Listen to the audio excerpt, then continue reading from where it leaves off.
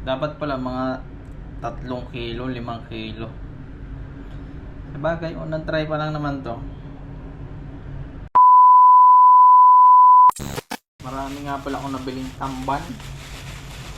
May napanood na naman ako na magagawang sardinas pala to. Papalambot ang tinik. Siyempre, gagayahin ko na naman. So, pero lilinisan ko yan. Tatanggalin ko ang ulo at saka buntot. Dami-dami din yan.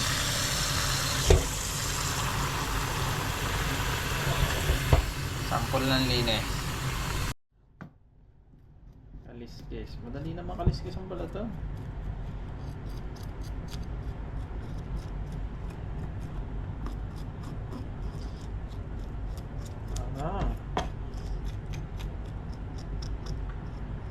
Tapos okay na, putol buntot, putol ulo, ito.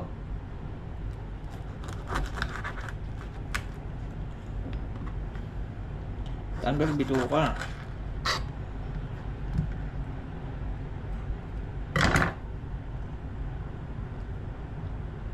Oh yan, linis na. So puro ganito lang ang gagawin. Yan. Putol buntot, putol ulo, kaliskis. Yan. Medyo madami-dami to kaya it will take time. Yung iba wala na kaliskis niyo.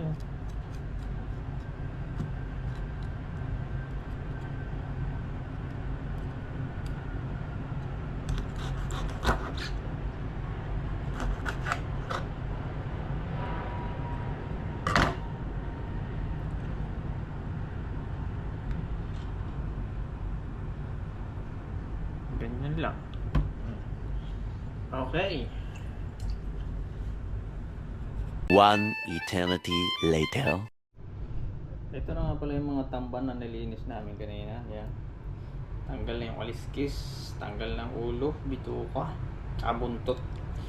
Pagkalinis nga namin dito ay binabad ko muna ito dito sa may asin na may tubig. Yan. Mga 30 minutes na daw. Tapos nilagyan ko ng bawang.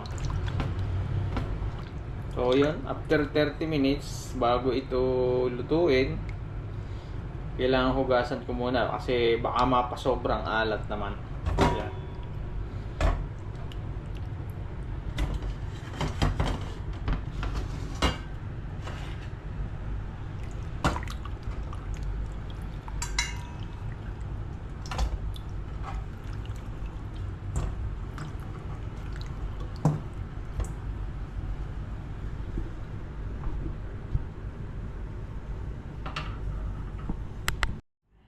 Ito nga pala yung gagamitin ko. Sa halip na tomato sauce, spaghetti style ang gagamitin ko para medyo may tamis-tamis na siya. Tapos ito lang, sili, sibuyas, bawang.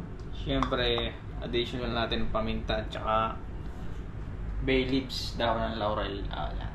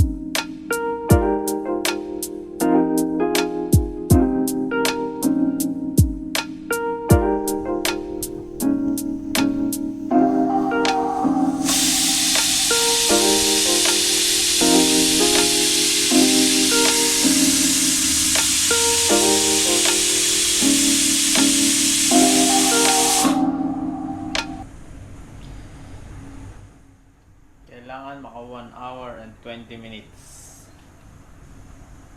para lambot ang tinik na parang sardinas talaga. One eternity later.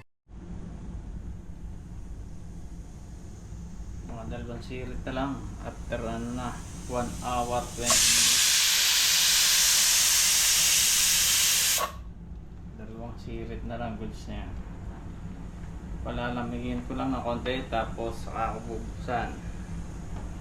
Malalaman na kung sardinas na ba talaga yan. Naku po, palpak. Nasunog.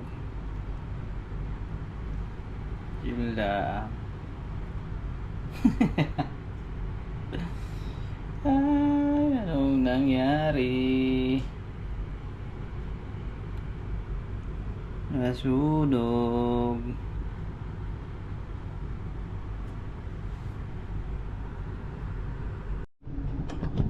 So okay din naman, may napili pa rin naman. Hindi naman sunog-sunog. Dumikit lang ang gilid.